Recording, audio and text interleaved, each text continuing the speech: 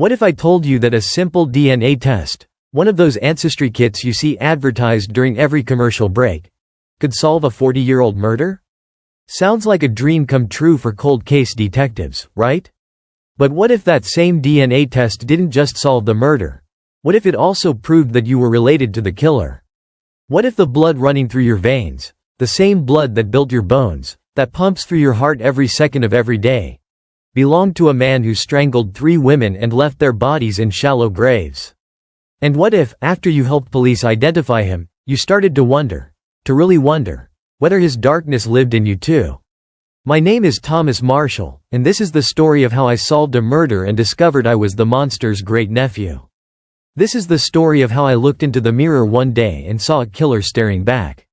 But most of all, this is the story of how I learned that DNA might tell you where you came from, but it doesn't get to decide who you become. Stay with me, because this story, it gets much, much darker before the light comes. I need to take you back to 2018, when I was 32 years old and thought I had my life figured out. I was a software developer in Portland, Oregon, nothing fancy, just writing code for a logistics company, but it paid the bills. I had a small apartment with too many houseplants, a cat named Schrödinger, and a subscription to 3 different streaming services I never had time to watch. Normal, boring, safe, that's how I liked it. You see, I'd spent most of my 20s trying to outrun something I couldn't name. There was a restlessness in me, a darkness that would creep in during the quiet hours. I'd be sitting on my couch watching TV, and suddenly I'd have these thoughts. Intrusive, violent thoughts that came from nowhere and everywhere at once. What would it feel like to really hurt someone? Not just anger. Not the normal fantasy of punching a bad driver or telling off a rude coworker. These were darker. More specific, I'd be walking behind a woman on an empty street, and some part of my brain would whisper, "You could." Right now. No one would know. I never acted on them. Never even came close. But the thoughts were there, uninvited guests in my mind that refused to leave. At 26, I finally worked up the courage to see a psychiatrist. Dr. Elaine Morrison had kind eyes and a bookshelf full of medical journals, and she listened to me describe my intrusive thoughts without judgment. "Thomas, what you're describing sounds like obsessive-compulsive disorder, specifically a subtype called pure obsessional OCD. These thoughts aren't desires, they're fears. Your brain is fixating on the worst possible thing you could do because you're terrified of doing it.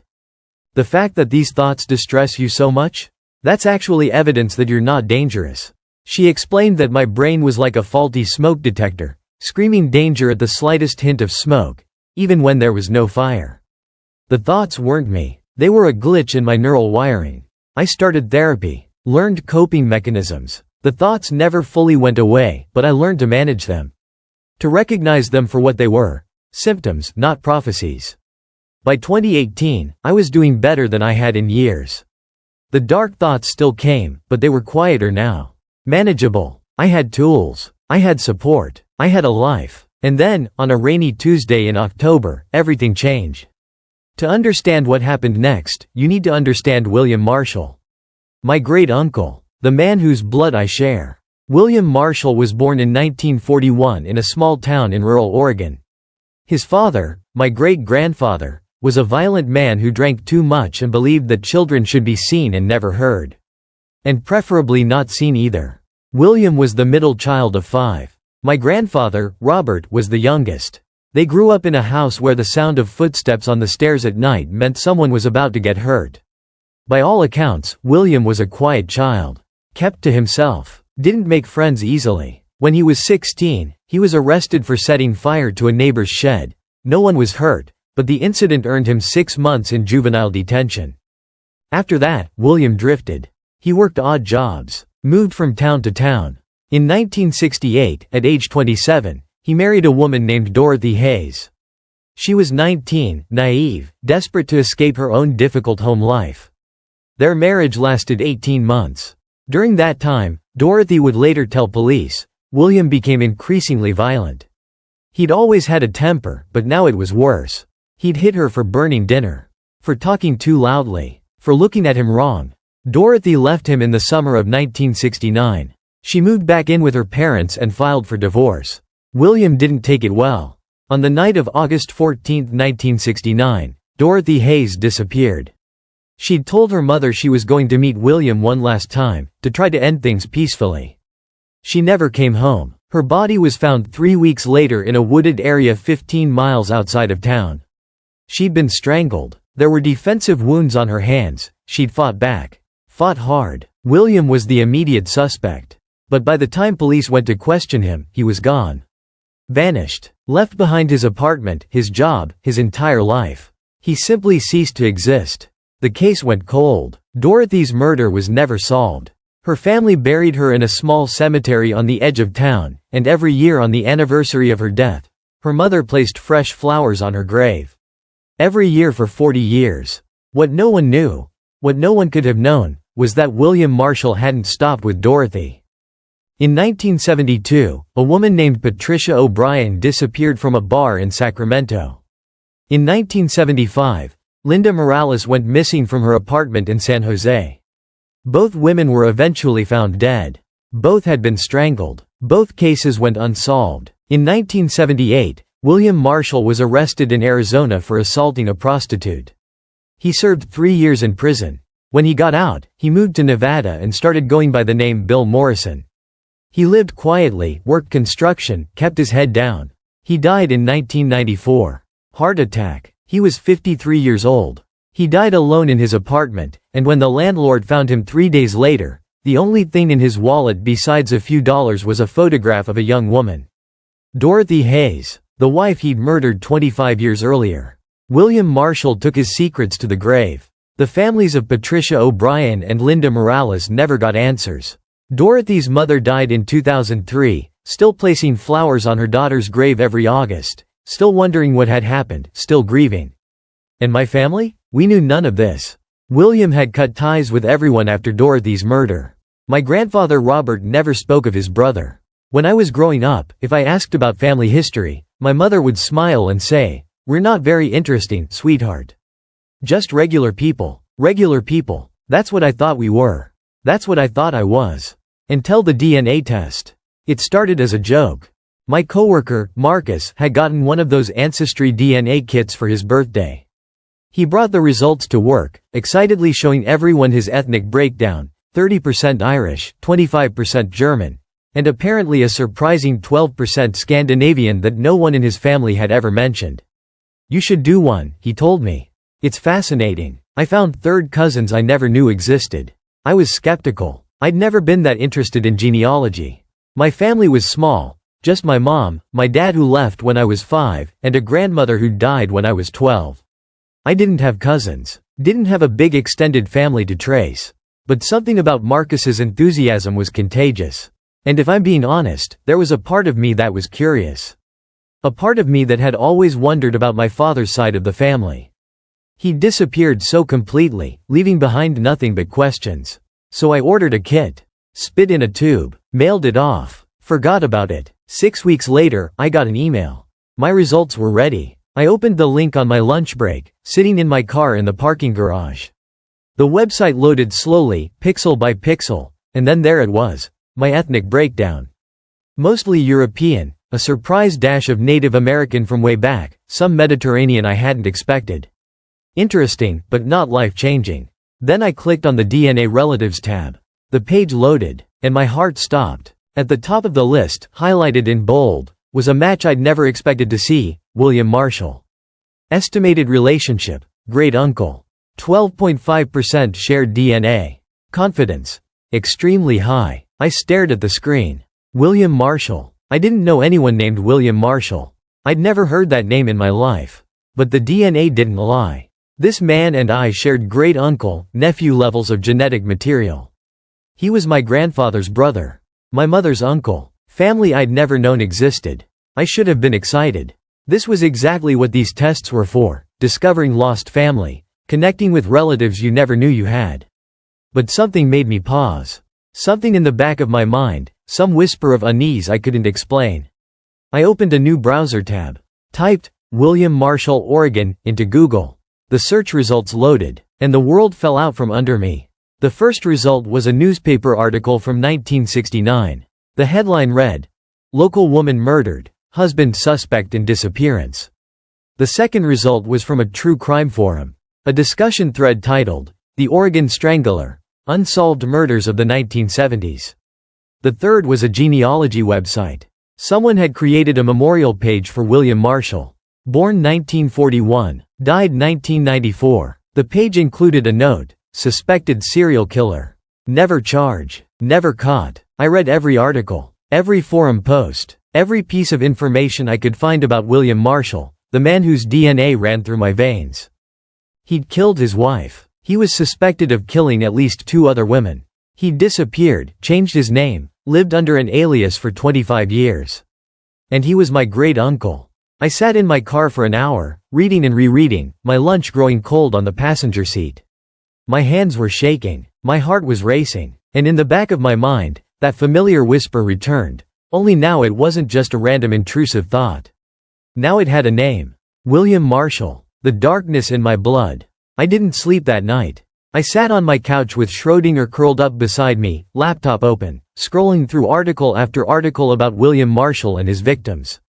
Dorothy Hayes, 20 years old, strangled in 1969. Her mother placed flowers on her grave every year until she died. Patricia O'Brien, 24 years old, disappeared from a bar in 1972. Found in a ditch 3 months later. Linda Morales, 22 years old, taken from her apartment in 1975. Never got to see her younger brother graduate high school. 3 women, 3 lives cut short, 3 families shattered, and William Marshall, my great-uncle, my blood, had gotten away with it. He'd lived another 25 years, died in his sleep, been buried under a false name. He'd never faced justice, never answered for what he'd done. The families had never gotten closure. I thought about my own intrusive thoughts. The darkness I'd fought so hard to understand and manage. Was it connected? Was there something in my DNA? Some genetic predisposition, some inherited violence, that made me like him? I thought about Dr. Morrison's words. The fact that these thoughts distress you so much? That's actually evidence that you're not dangerous. But what if she was wrong? What if the only difference between William Marshall and me was that he hadn't gotten help? What if, given the right circumstances, the right triggers, I could become what he was? I couldn't stop thinking about it. And I couldn't stop thinking about the families.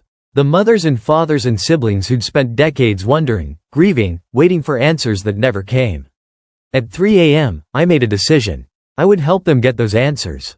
I found a genealogy forum, one of those online communities where amateur sleuths and family historians gather to share information, solve mysteries, connect long-lost relatives. It was called Ancestry Answers, and it had over 50,000 members. I created an account, took a deep breath, and started typing. I need help identifying a relative I discovered through DNA testing. His name is William Marshall, born 1941 in Oregon. He was suspected of multiple murders in the 1960s to 70s and died in 1994. I believe I may be his great-nephew, and I'm trying to learn more about him and his victims. Any information would be appreciated. I'm hoping to provide closure to the families affected by his crimes. I hit submit before I could change my mind. Then I closed my laptop and tried to sleep. When I woke up 6 hours later, my post had 47 replies. The genealogy community had responded with a speed and intensity I never expected. Amateur researchers, retired detectives, true crime enthusiasts, and family historians had all descended on my post, bringing with them decades of collective knowledge and resources. A user named Genealogy Gwen wrote, "William Marshall is a known case in the genealogy community. He used multiple aliases after fleeing Oregon in 1969. I've been researching him for years. I can help you trace his movements." Another user, Cold Case Carl, added, "I used to work for the Sacramento PD. Patricia O'Brien's case was one of the first I worked on. We always suspected a connection to the Oregon murder, but we could never prove it. If you have DNA evidence linking Marshall to that case, it could finally give her family answers." A woman named Sarah Jenkins private messaged me, "My grandmother was Dorothy Hayes' best friend. She still talks about Dorothy, still cries on the anniversary of her death. If you can help solve this case, if you can give her family closure, I can't tell you what that would mean."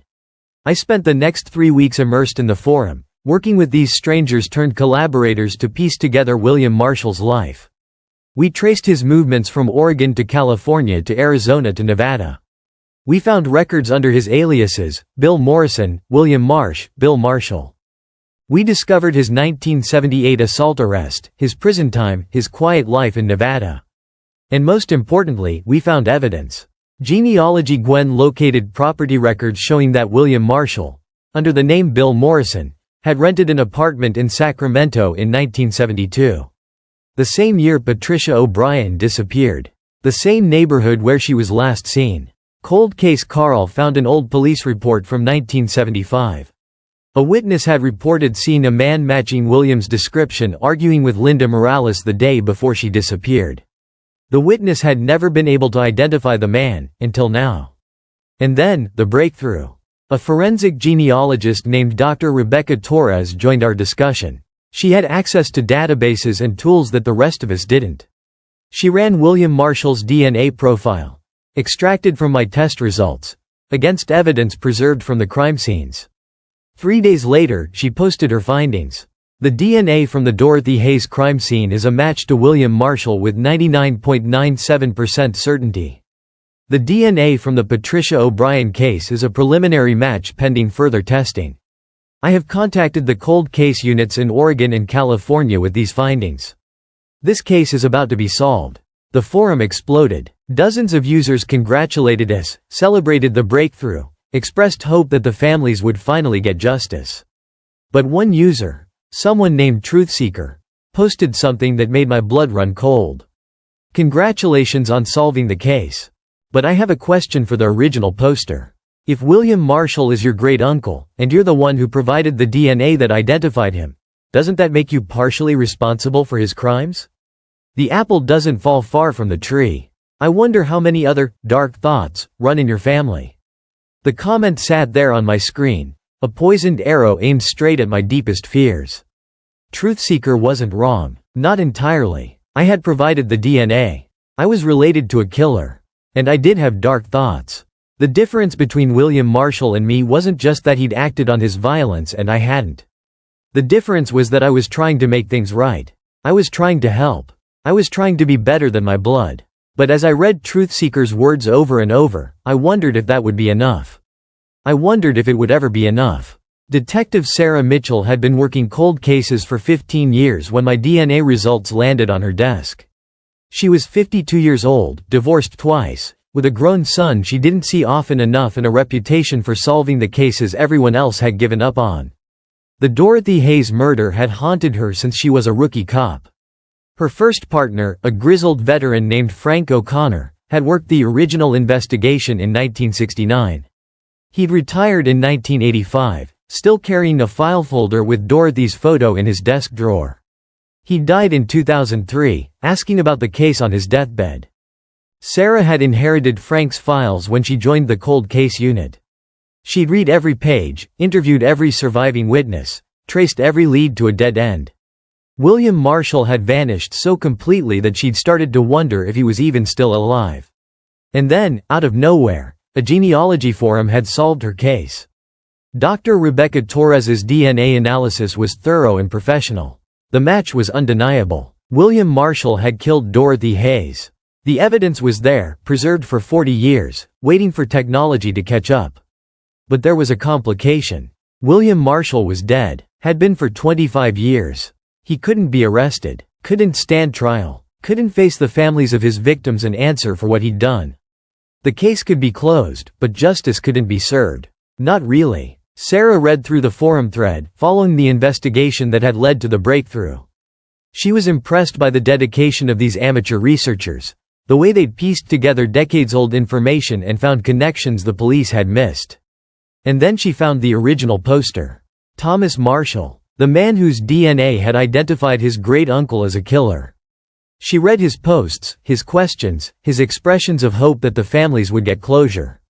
He seemed genuine, sincere, haunted, maybe, but not in the way she expected. She decided to reach out. I was at work when my phone rang with a number I didn't recognize. I almost didn't answer. Telemarketers had been getting more aggressive lately, but something made me pick up. Thomas Marshall? This is Detective Sarah Mitchell with the Oregon State Police Cold Case Unit. I'm calling about the William Marshall investigation. Do you have a few minutes to talk? My heart stopped. The police. They were calling me. Was I in trouble? Had I done something wrong by posting on the forum? By sharing my DNA results? I stepped out of the office, found a quiet corner in the stairwell, and tried to keep my voice steady. Yes, detective. I'm here. What can I do for you? First, I want to thank you. Your work on that genealogy forum has been invaluable. Because of you and your collaborators, we're finally able to close 3 murder cases that have been open for decades. Dorothy Hayes's family is going to get answers. Patricia O'Brien's brother is going to know what happened to his sister. Linda Morales's parents, who are still alive, by the way, in their 90s, are finally going to have closure before they die. I felt tears prick my eyes. I'd done that. Me, the man with the dark thoughts and the killer's blood. I'd help give these families peace. I'm glad I could help. I wanted to do the right thing. You did more than the right thing, Thomas. You did something extraordinary. But I need to ask you some questions. Standard procedure. Do you understand? I understood. She needed to know if I was like him. If the darkness in my blood had manifested in me the way it had in William. Ask me anything. Did you know William Marshall? Ever meet him? Have any contact with him? No. I didn't even know he existed until I got my DNA results. My family never talked about him. My grandfather, his brother, never mentioned having a sibling. And your grandfather? Robert Marshall? Is he still alive? He died when I was 10. I don't remember much about him. He was quiet, kept to himself. My mother said he was private. Now I wonder if he knew. About William. About what his brother had done. It's possible. Families often hide these things. Shame, guilt, fear. But I need to ask you something else, Thomas. Something more personal. The forum posts. You mentioned having dark thoughts. Can you tell me what you meant by that? I froze. She'd read that. Of course she'd read that. Everything on the forum was public. And now a police detective was asking me about the intrusive thoughts I'd confessed to strangers on the internet. I had 2 choices. I could lie, minimize it, say it was nothing, just stress, just a figure of speech. Or I could tell the truth. I told the truth. I have OCD. Pure obsessional OCD. It means I get intrusive thoughts, violent thoughts that I don't want and would never act on. I've been in therapy for years. I take medication. I have coping strategies. But the thoughts are still there sometimes. They're part of me. There was a long pause. I could hear Detective Mitchell breathing on the other end of the line, could imagine her processing what I just told her. And when you found out you were related to William Marshall, when you learned what he'd done, it terrified me. It still terrifies me. I keep wondering if there's something in me, in my DNA, in my blood, that's like him. If the only difference between us is that I got help and he didn't. If I'm just one bad day away from becoming what he was. Another pause. Longer this time. Thomas, I've been a cop for 30 years. I've interviewed hundreds of criminals. Dozens of murderers. And you know what the difference is between someone like you and someone like William Marshall? What? You care. You worry about being dangerous. You got help. You take medication. You have coping strategies. The people I put in prison? They don't care. They don't worry. They don't lose sleep wondering if they're monsters. They just are. The fact that you're afraid of being like him? That's proof that you're not. I let out a breath I didn't know I'd been holding. Tears were streaming down my face now, silent and hot. But I had to be honest with you, Thomas. There's something else. Something you need to know. My stomach dropped. Here it was. The other shoe. The forum post. The one where you shared your DNA results and asked for help identifying William Marshall. It's public. Anyone can see it. And that means, well, it means the families can see it too. And some of them are asking questions about you. About your connection to the killer. There's a reporter who's been calling, asking about the genealogy detective who solved a murder and discovered he's the killer's nephew. I closed my eyes. I'd known this was a possibility. Known that by going public, by sharing my story, I was opening myself up to scrutiny. To judgment. To people like Truthseeker who would see my dark thoughts and my family connection and assume the worst. What do I do? That's up to you. You can stay anonymous, let us handle the public announcement, keep your name out of it. Or you can embrace it. Tell your story. Use it to help others who might be struggling with the same fears. But either way, Thomas, I need you to know, you didn't do anything wrong. You helped solve 3 murders. You gave families closure. Whatever happens next, don't forget that. I thanked her and hung up. Then I sat in the stairwell for a long time, staring at my hands. The same hands that had typed the forum post that solved a murder. The same hands that William Marshall had used to strangle 3 women. We had the same blood. The same DNA. The same family history of violence and trauma. But we weren't the same. I had to believe that. I had to. After my conversation with Detective Mitchell, I did something I hadn't done in years. I called my therapist and asked for an emergency appointment. Dr. Morrison had retired 2 years earlier, but she'd referred me to a colleague, Drive. Alan Voss, a psychiatrist who specialized in OCD and trauma. I'd been seeing him monthly for maintenance, but now I needed more. I told him everything. The DNA test. William Marshall. The forum. The investigation. Detective Mitchell's call. The reporter asking questions. Truth seekers' comment about the apple not falling far from the tree. Dr. Voss listened without interrupting, his expression neutral, his eyes kind. When I finished, he leaned back in his chair and steepled his fingers. Thomas, let me ask you something.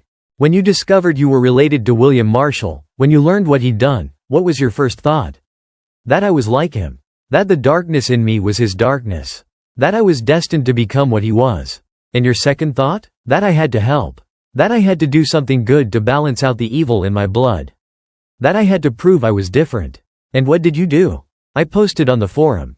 I asked for help. I worked with strangers to solve the case. I gave the families closure.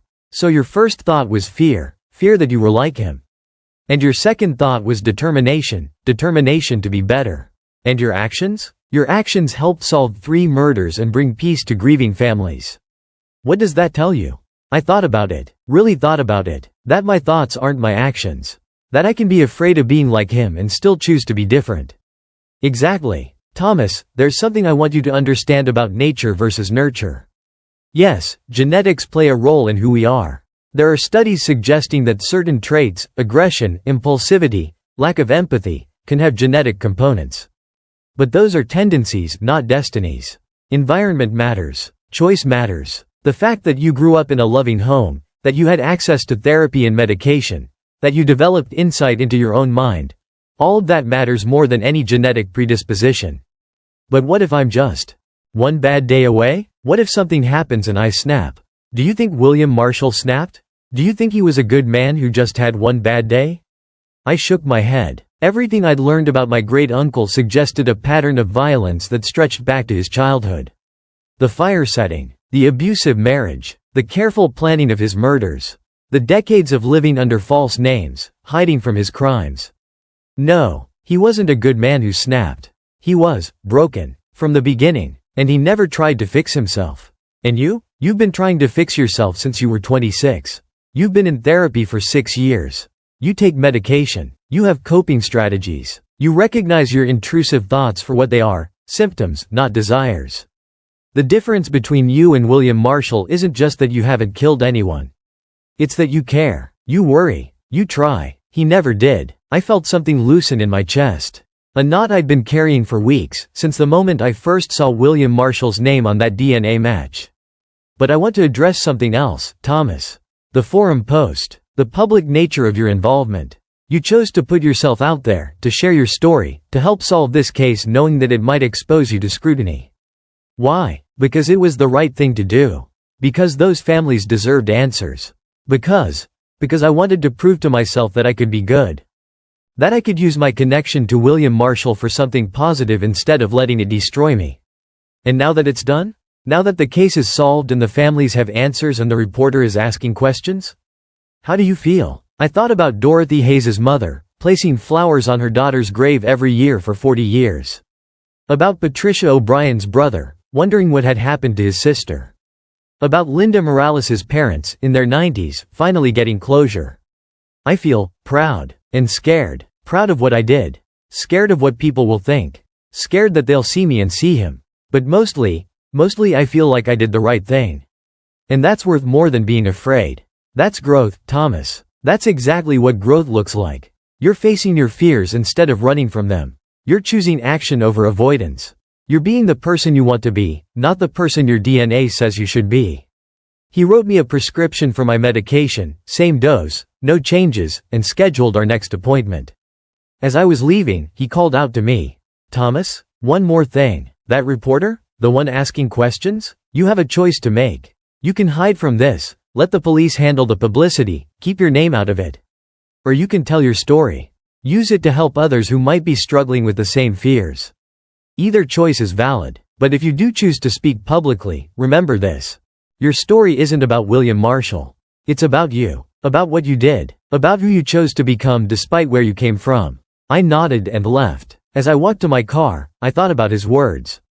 My story wasn't about William Marshall. It was about me, and I was starting to think I might be worth telling. The press conference was held on a Tuesday morning in November, 49 years after Dorothy Hayes was murdered. The Oregon State Police headquarters in Portland was packed with reporters, camera crews, and family members who'd waited decades for this moment. I almost didn't go. Almost let Detective Mitchell handle the announcement, kept my name out of it, stayed safely anonymous. But then I thought about Dorothy's family. Patricia's brother, Linda's parents. They deserved to know the whole story. They deserved to know that a stranger, a man who shared the killer's blood, had helped give them answers. I arrived early, wearing my only suit, the one I'd bought for job interviews and funerals. Detective Mitchell met me at the door, her expression serious but kind. You sure about this, Thomas? Once you go public, there's no going back. Your name will be linked to William Marshall forever. I'm sure. I need to do this. For them. For me. She nodded and led me to a seat in the front row. The families were there. Dorothy's niece, who'd been named after her. Patricia's brother, now in his 60s, gray-haired and stooped. Linda's parents, both in wheelchairs, holding hands. They looked at me with expressions I couldn't quite read. Curiosity. Confusion. Hope. Detective Mitchell took the podium. The room fell silent. Good morning. I'm Detective Sarah Mitchell of the Oregon State Police Cold Case Unit. Today, we're announcing the closure of 3 murder cases that have been open for a combined total of 123 years. The murders of Dorothy Hayes in 1969, Patricia O'Brien in 1972, and Linda Morales in 1975 have been solved. The perpetrator has been identified as William Marshall, born 1941, died 1994. DNA evidence has confirmed his involvement in all 3 cases with 99.97% certainty. Cameras flashed. Reporters scribbled in notebooks. The families sat very still, absorbing the words they'd waited decades to hear. William Marshall was a serial killer who operated in Oregon and California in the late 1960s and early 1970s. He evaded capture by changing his identity and living under aliases until his death in 1994.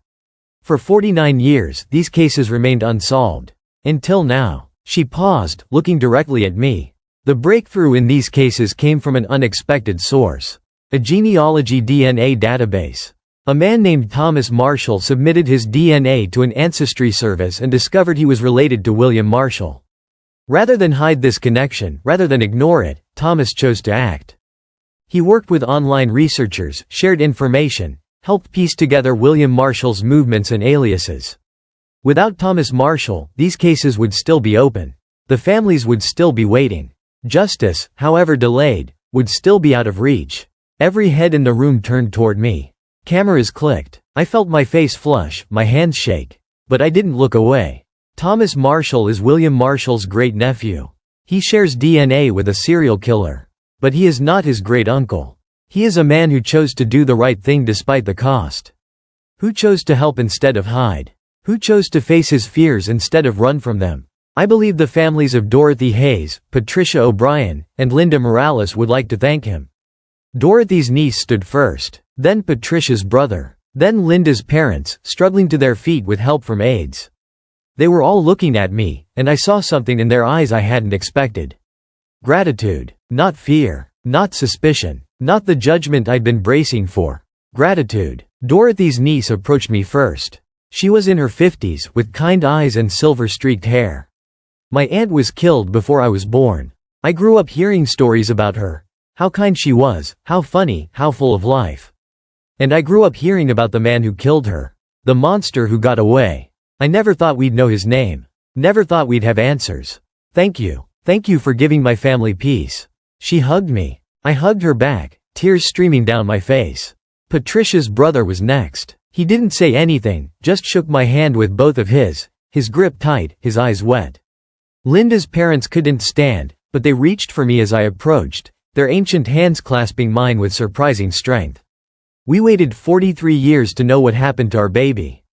43 years of wondering, of hoping, of praying. You gave us the answer. You gave us peace. God bless you, young man. God bless you. I knelt beside their wheelchairs, still holding their hands, and cried. Not the quiet tears I'd shed in private, but great heaving sobs that shook my whole body.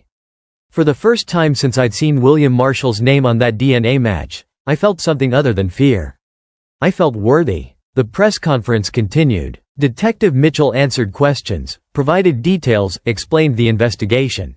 But I barely heard any of it. I was still kneeling beside Linda's parents, holding their hands, feeling their gratitude wash over me like a baptism. When it was over, when the reporters had packed up their cameras and the families had left to begin their long-delayed grieving, Detective Mitchell found me in the hallway. You did good today, Thomas. Really good. They thanked me. They actually thanked me. I thought they'd hate me. That they'd see me and see him. They saw you, Thomas. Just you. The man who helped solve their cases. The man who gave them answers.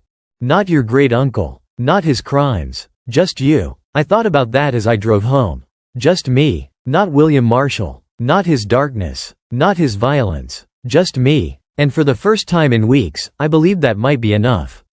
The story went viral, as these things do. Within 48 hours, my name was in newspapers across the country.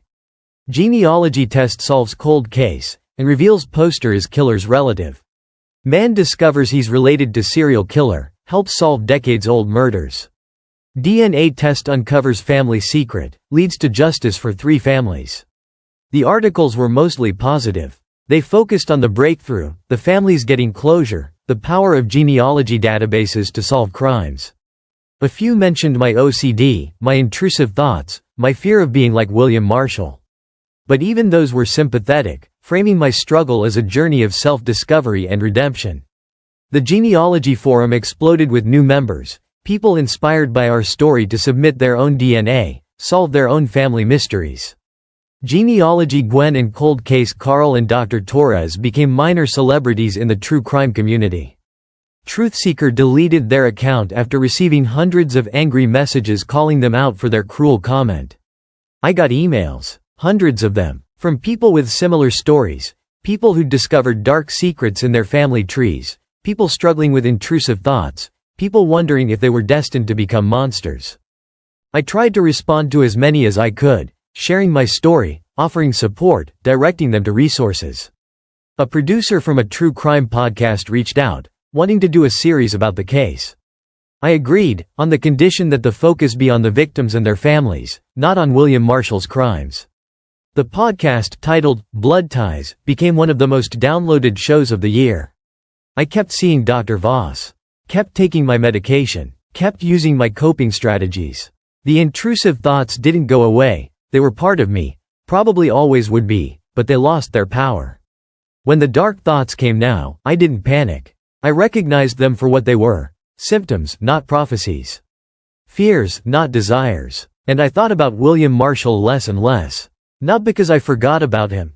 How could I? But because he stopped being the defining fact of my existence. He was part of my history, part of my DNA, but he wasn't me. He didn't get to decide who I was. I made a decision about my name. I thought about changing it, distancing myself from William Marshall, from the darkness in my blood. But in the end, I kept it. Thomas Marshall. The name my mother gave me. The name I'd had for 32 years before I ever knew about my great-uncle. I chose to reclaim it. To fill it with my own meaning. To make Thomas Marshall stand for something other than murder. I started volunteering at a crisis hotline, talking to people who were struggling with intrusive thoughts, with OCD, with the fear that they were broken or dangerous. I shared my story, my journey, my hard-won wisdom. I told them what Dr. Morrison had told me all those years ago. The fact that these thoughts distress you so much? That's actually evidence that you're not dangerous. I started a support group for people with pure OOCD, creating a space where we could talk about our darkest fears without judgment. Where we could support each other, share coping strategies, remind each other that we weren't monsters. And I kept in touch with the families. Dorothy's niece and I became friends, bonding over our shared connection to a tragedy we'd both inherited in different ways. Patricia's brother sent me a Christmas card every year, always with the same message. Thank you for giving me peace. Linda's parents passed away within months of each other in 2020, holding hands in the same hospice room, finally at rest. Their daughter told me at the funeral that their last words had been about me. About how grateful they were, how much peace I'd given them.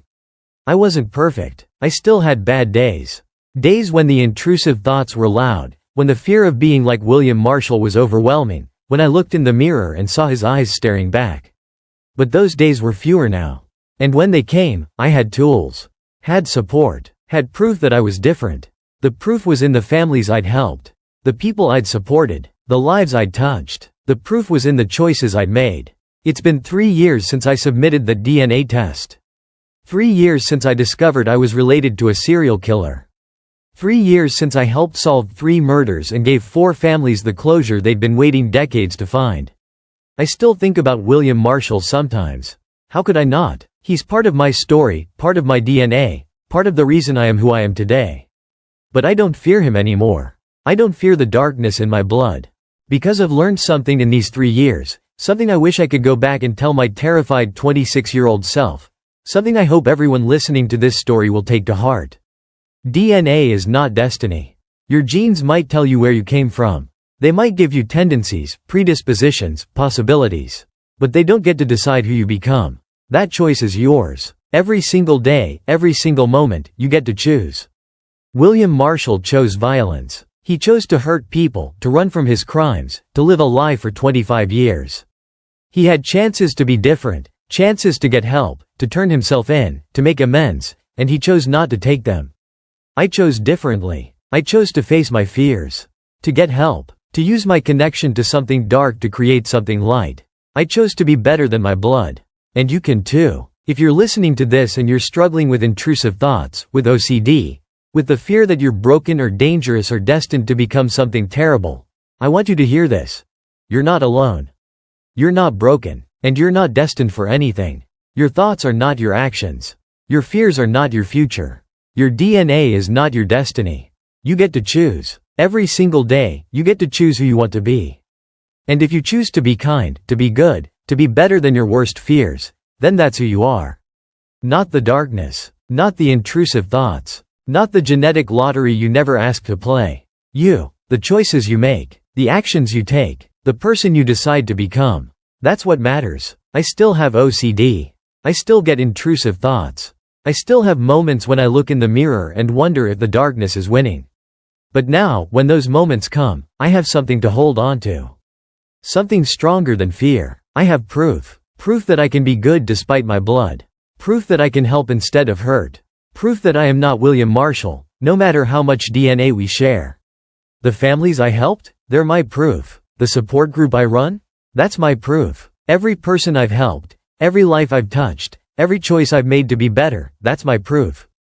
And if you're struggling, if you're afraid, if you're wondering if you can ever be free from the darkness in your mind or your history or your blood, I want you to find your proof. I want you to make choices that prove to yourself that you're more than your fears.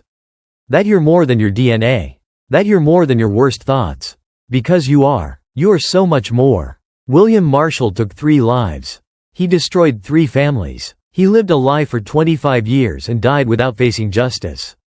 But his story doesn't end with him. It ends with me. With the choices I made. With the person I became. And my story? It ends with hope. It ends with the knowledge that no matter where you come from, no matter what's in your blood, no matter what dark thoughts whisper in the quiet hours, you get to choose who you become. You get to write your own ending. And I choose to end mine with light. My name is Thomas Marshall. I am the great-nephew of a serial killer. I have OCD and intrusive thoughts and a brain that sometimes feels like it's trying to destroy me. But I am not a monster. I am a man who chose to be good. And that choice? That choice makes all the difference. Thank you for listening to my story. Thank you for staying with me through the darkness. If you're struggling, please reach out. Please get help. Please remember that you are not alone, you are not broken, and you are not defined by your worst fears. You are defined by your choices. So choose wisely. Choose kindness. Choose hope. Choose to be the light. Because the world needs more light. And you? You have more light in you than you know. If you like this story, kindly comment on where you're watching from, like the video and hit the subscribe button for more.